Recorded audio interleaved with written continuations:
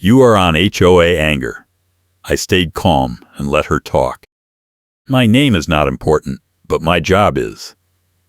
I am a fleet mechanic for a municipal garage in Grand Rapids, Michigan, and I moved to Harbor Point Community Association 6 months ago because the rent was decent and I needed to be close to work. I took a new position. I am on probation, and I cannot afford to miss shifts for anything. The HOA seemed normal at first.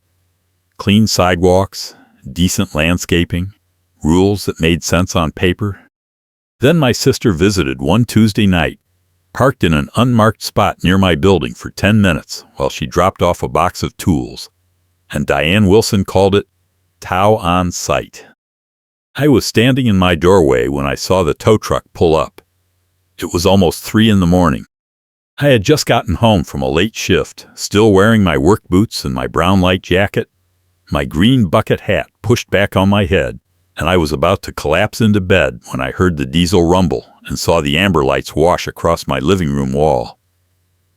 I walked outside, and there she was. Diane Wilson, Rules Interpretation Chair, standing in the drizzle with her black visor and her set of boot clamp keys on a loud lanyard, pointing at my sister's car like it was evidence in a trial. She turned to me and said, "Your guest violated the fire lane overnight parking ban." I looked at the curb. There was no red paint, no sign, no marking except an orange reflective marker she must have planted there herself, because I had never seen it before. I said, "That is not a fire lane," and she said, "It does not matter, I am having it towed." The driver was already hooking up the wheel lift. I pulled out my phone, held it chest high, and started recording. Diane's face went red. She stepped closer and said, "I will make an example out of you so everyone learns." I asked her to show me the covenant section. She pulled out a portable thermal printer from her bag, held it up like it was a gavel, and said, "Your paperwork is cute.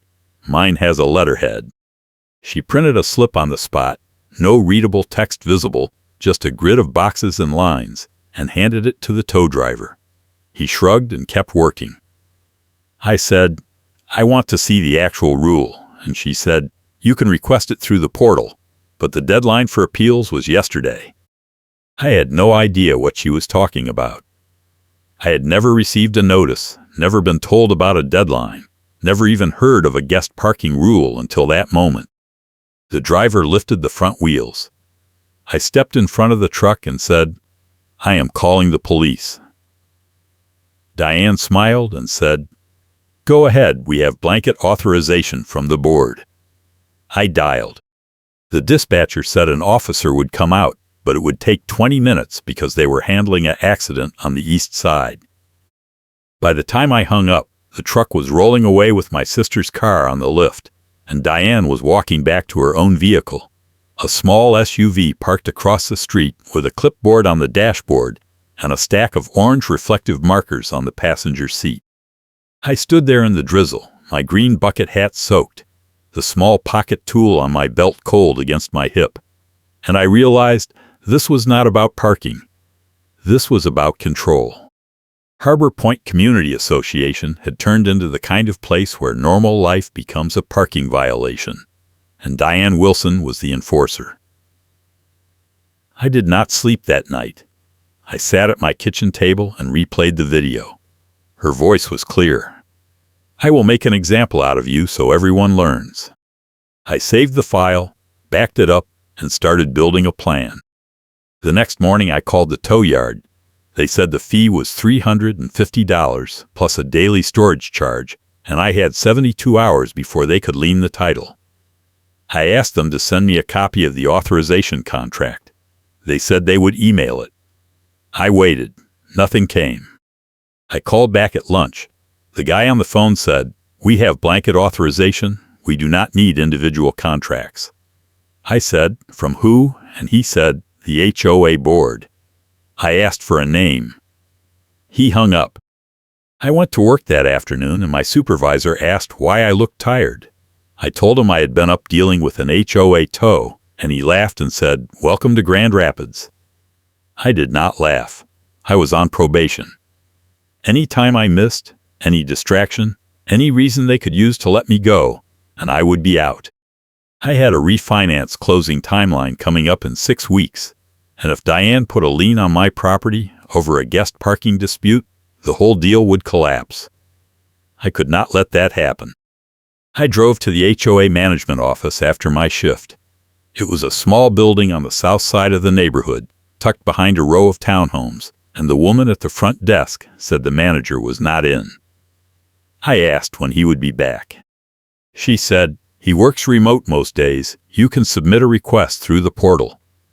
I said, "I need to talk to him today," and she said, "That is not how it works."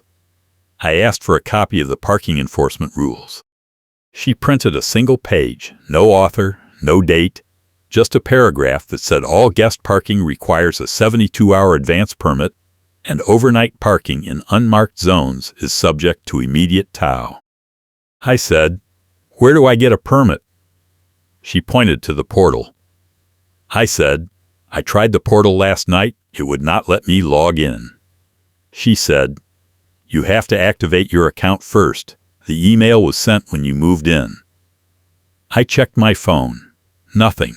I checked my spam folder. Nothing. I said, "Can you resend it?" And she said, "You have to request that through the portal." I stared at her. She stared back.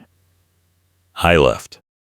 That night I got an email from the management company. It was a complaint log entry, written in a voice I recognized immediately. The narrative said I had been hostile and aggressive at the office, that I had refused to follow proper procedures, and that I was now flagged for escalated enforcement. I read it twice. It was obviously Diane's writing. The phrasing, the tone, the way she described my questions as demands. I replied and said, "This is not accurate." I was calm and I followed every step I was told to follow. No response. 2 days later, I came home and found a vendor truck parked in my driveway.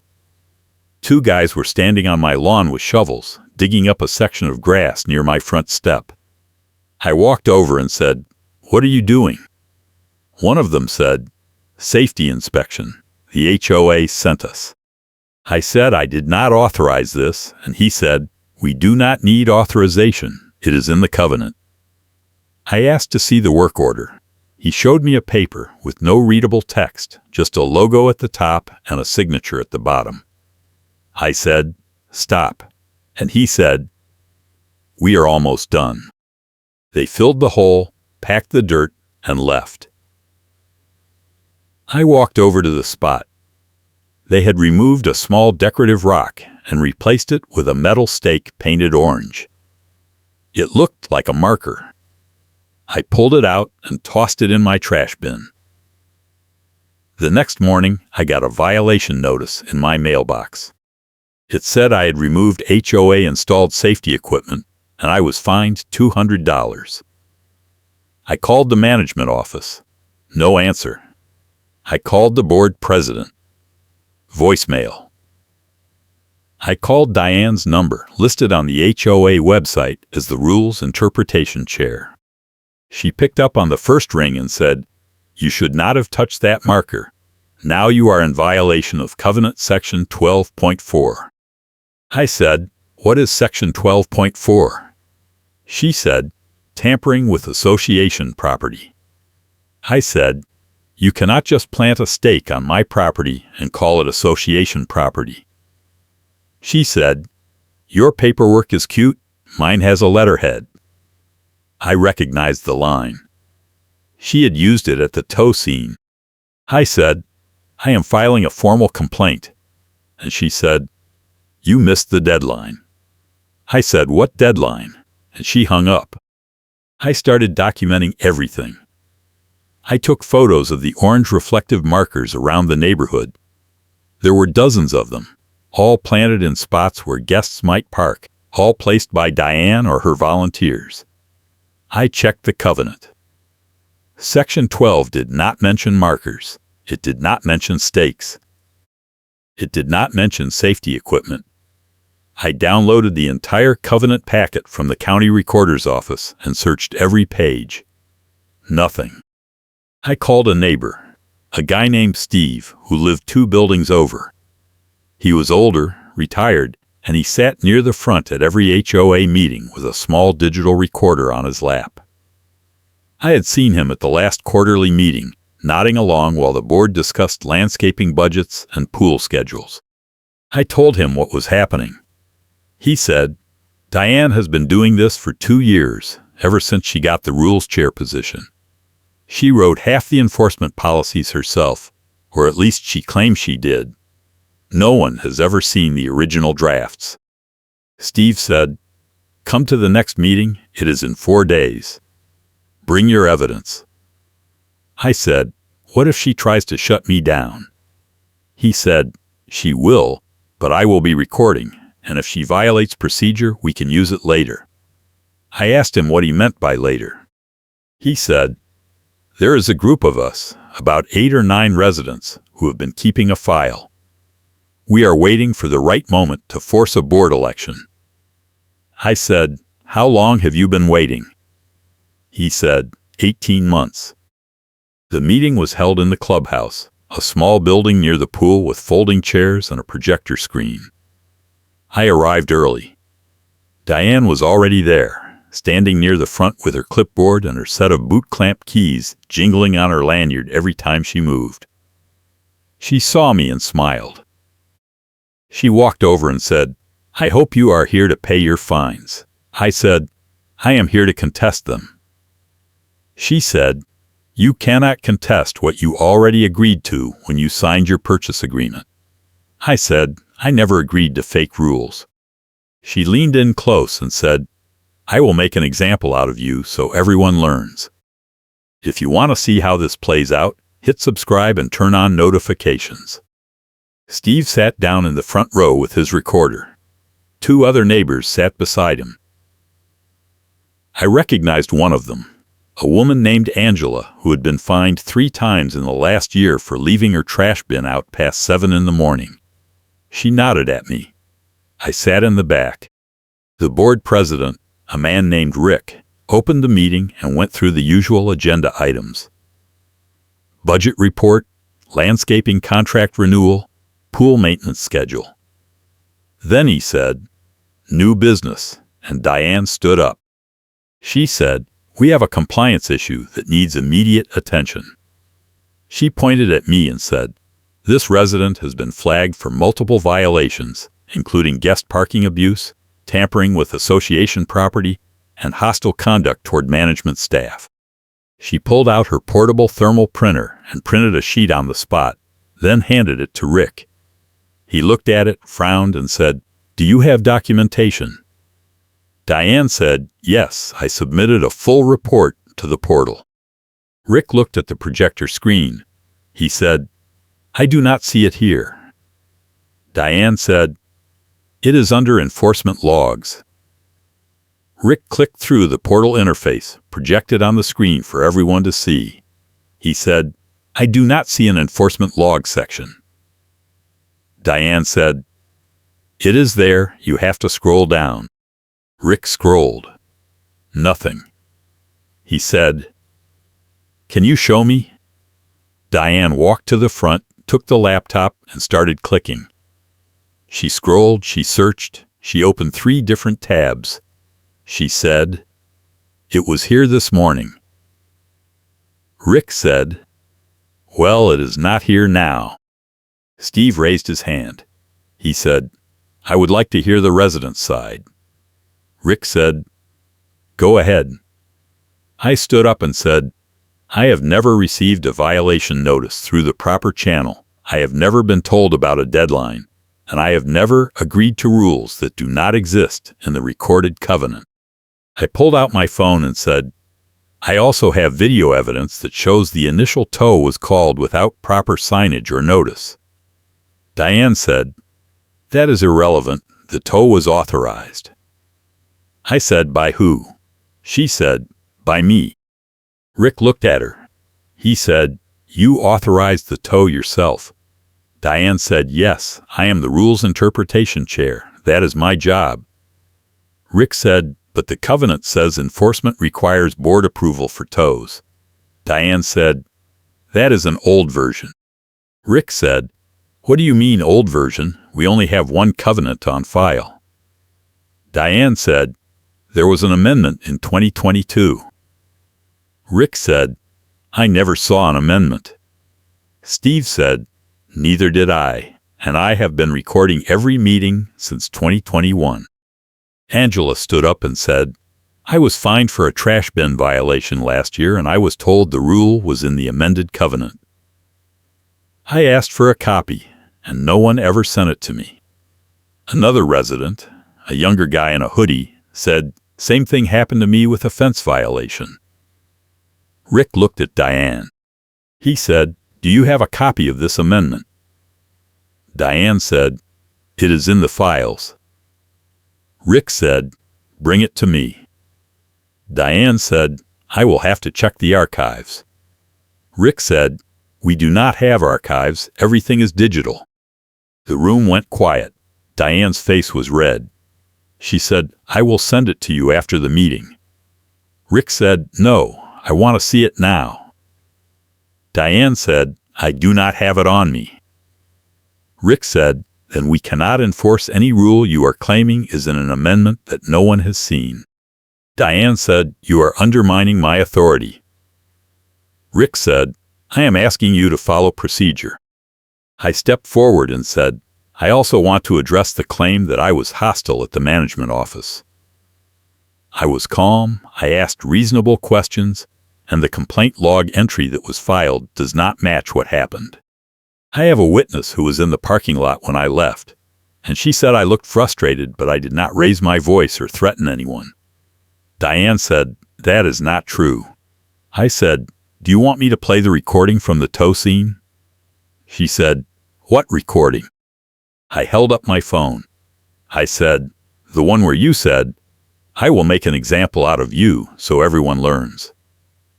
Diane's mouth opened. She said, "That was taken out of context." I said, "No, it was not. You said it twice. Once at the tow scene, and once tonight when you walked up to me before the meeting started." Steve held up his recorder and said, "I have tonight's version on file." Rick said, "This is a serious issue. If a board member is using enforcement as retaliation, we need to address it immediately." Diane said, "I am not retaliating. I am doing my job." Rick said, "Your job is to interpret rules, not to create them or enforce them unilaterally." Diane said, "The board gave me discretion." Rick said, "No, we gave you authority to review compliance reports, not to call tow trucks at 3 in the morning." Diane said, "It was a fire lane." Rick said, "Show me the signage." Diane said, "There was a marker." Rick said, "A marker you placed yourself is not legal signage under Michigan law." Diane slammed her clipboard on the table. She said, "I have been doing this job for 2 years and no one has questioned me until now." Rick said, "Maybe that is the problem." Angela said, "I questioned you last year and you fined me 3 times. The guy in the hoodie said, "Same." Steve said, "I have a list of 12 residents who have been fined under rules that do not exist, and I have recordings of you threatening them when they asked for documentation." Diane looked around the room. She said, "This is a witch hunt." Rick said, "No, this is accountability." He turned to me and said, "Do you have any other evidence?" I said, "Yes, I contacted the tow company and asked for their contract with the HOA. They said they have blanket authorization, but when I asked for proof, they could not provide it. I also checked with the city of Grand Rapids, and they confirmed that the spot where my sister parked is not designated as a fire lane under municipal code." Diane said, "It is an HOA fire lane." Rick said, "There is no such thing unless it is recorded with the city." I gave him a small thank you, because she just handed me leverage. I said, "I also have a copy of the covenant from the county recorder, and it shows that the last amendment was filed in 2018, not 2022. Diane said, "You are lying." I pulled out the packet and handed it to Rick. He flipped through it. He said, "This matches what we have on file." He looked at Diane. He said, "Do you have any explanation for why you have been enforcing rules that do not exist?" Diane said, "They exist, they are just not filed yet." Rick said, "That is not how covenants work." Steve stood up and said, "I move that we suspend all enforcement actions initiated by Diane Wilson, pending a full audit of the rules and a review of her conduct." Angela said, "I second." Rick said, "All in favor." 8 hands went up. Rick said, "Motion passes." Diane said, "You cannot do this." Rick said, "We just did." Diane grabbed her clipboard and her portable thermal printer and walked out. The door slammed behind her. The boot clamp keys on her lanyard jingled one last time as she disappeared into the parking lot. Rick looked at me and said, "I apologize for what happened. We will be investigating this thoroughly." I said, "Thank you." Steve said, "We also need to address the tow fee that residents should not have to pay for an illegal tow." Rick said, "Agreed. I will contact the tow company and request a refund." 2 days later, I got a call from the management company. The manager, a guy named Tom, said he had reviewed the complaint log entry and he agreed it was inaccurate. He said he was placing Diane on a no-contact directive, which meant she could not communicate with me directly or initiate any enforcement actions related to my property. He also said the board had adopted an enforcement checklist that would limit the kind of tactics Diane had been using, and all future violations would require documentation, photographic evidence, and board approval before any tow or fine could be issued. Tom said the tow company had agreed to refund the fee after he sent them a letter explaining that the authorization was invalid. He said, "The refund should hit your account in 3 to 5 business days." I said, "What about the fines Diane issued?" Tom said, "We are voiding all of them, and we are sending letters to every resident who was fined under the disputed rules." He said, "We are also scheduling a special election to replace the rules chair position, and Diane has been asked to step down." I asked if she had stepped down. Tom said, "Not yet, but the board is considering removal if she does not resign voluntarily." He said, "In the meantime, we are conducting a full audit of the enforcement records, and if we find any evidence that she falsified reports or retaliated against residents, we will be referring the matter to an attorney." I said, "Thank you," and he said, "I am sorry this happened. It should never have gotten this far." I hung up and sat on my couch for a long time. The small pocket tool on my belt pressed into my side. I took it off and set it on the coffee table.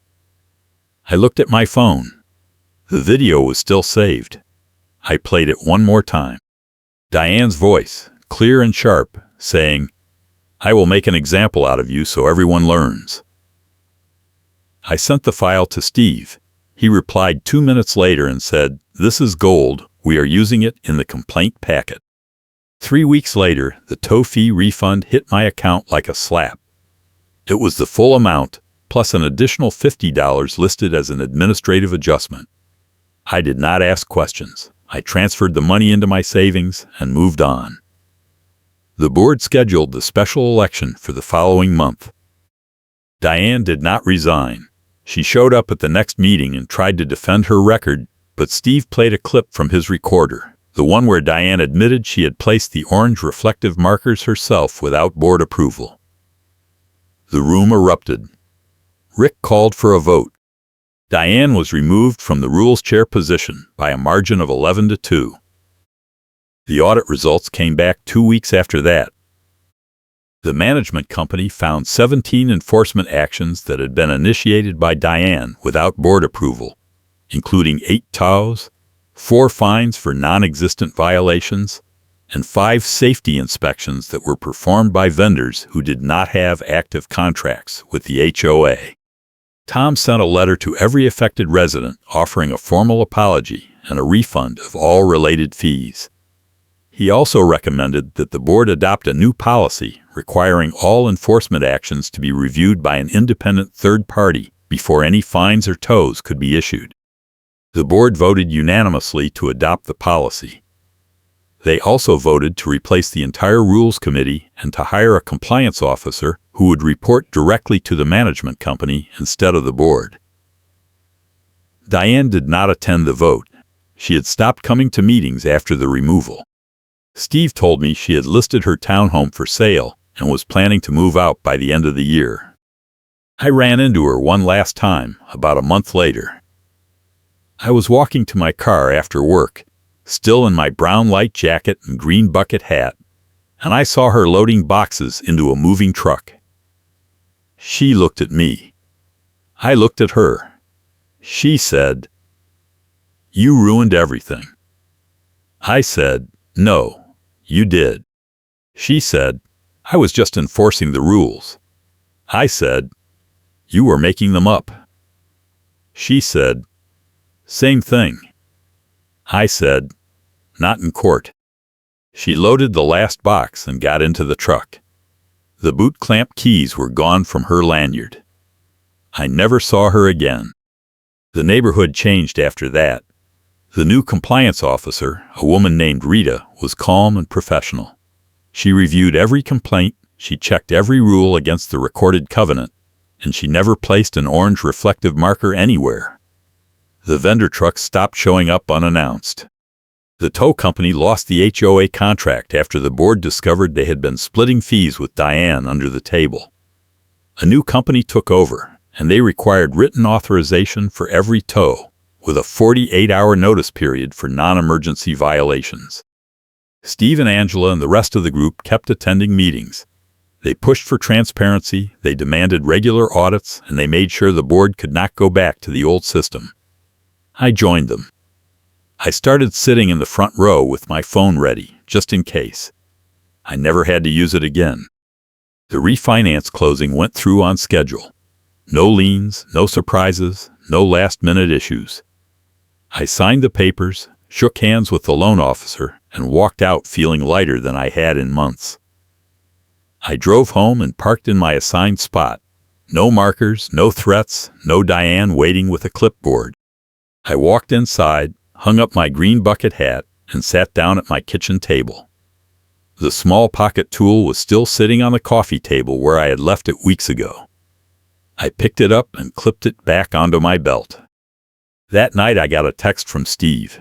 He said, "We won the election, Rick is staying on as president, and we have 2 new board members who actually care about following the rules." He said, "Thanks for standing up, it made a difference." I replied, "Thanks for recording everything." He sent back a thumbs-up emoji. A few months later, I got a letter from an attorney hired by the board. It was addressed to all residents who had been affected by the enforcement audit. The letter explained that the board had filed a formal complaint against Diane with the Michigan Department of Licensing and Regulatory Affairs, alleging that she had engaged in unauthorized property management activities without a license. The letter said the complaint was under review, and residents who had been harmed by her actions could file individual claims if they chose to do so. I did not file a claim. The refund was enough. I did not need to drag it out. But I kept the letter, just in case. The neighborhood stayed quiet after that. No more surprise tows, no more fake violations, no more compliance officers planting stakes on people's lawns. Harbor Point Community Association went back to being what it was supposed to be, a place where people lived and worked and followed reasonable rules without fear.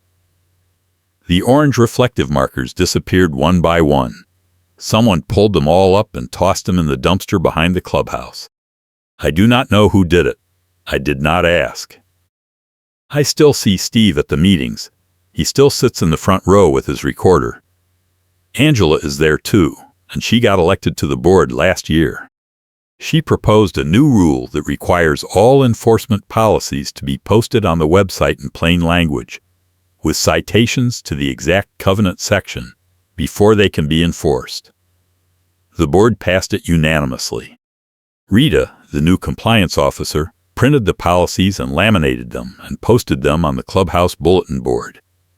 No thermal printer, no vague threats, no missing deadlines.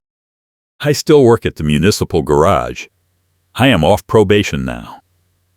My supervisor promoted me to lead mechanic last month. I have a crew of 4, and we service everything from garbage trucks to fire engines to the occasional police cruiser. It is steady work, good pay, and I do not have to worry about missing shifts because of HOA drama. I moved my sister's car to my assigned spot permanently. She visits every few weeks. She parks there every time. No one says a word. The tow yard closed down 6 months ago. I drove past it on my way to a job site and saw the gate chained shut, weeds growing through the asphalt, and a foreclosure notice stapled to the fence. I do not know if it was related to the Harbor Point contract or something else. I did not care. I kept driving. Last week I got an email from the board. It was a survey asking residents to rate their satisfaction with the new enforcement policies. I gave it a 10 out of 10. In the comments section I wrote, "Keep doing what you are doing. It is working." Rick replied personally and said, "We appreciate the feedback, and we are committed to making sure this never happens again." I printed the email and filed it with the rest of my HOA documents. The video is still on my phone. I have not deleted it. I probably never will. It is a reminder that documentation matters, that standing up works, and that even in a place where normal life becomes a parking violation, you can fight back and win if you have proof and patience and a neighbor with a recorder. The next time I see an orange reflective marker anywhere, I will know exactly what it means, and I will know exactly what to do. But I do not think I will see one again. Diane is gone.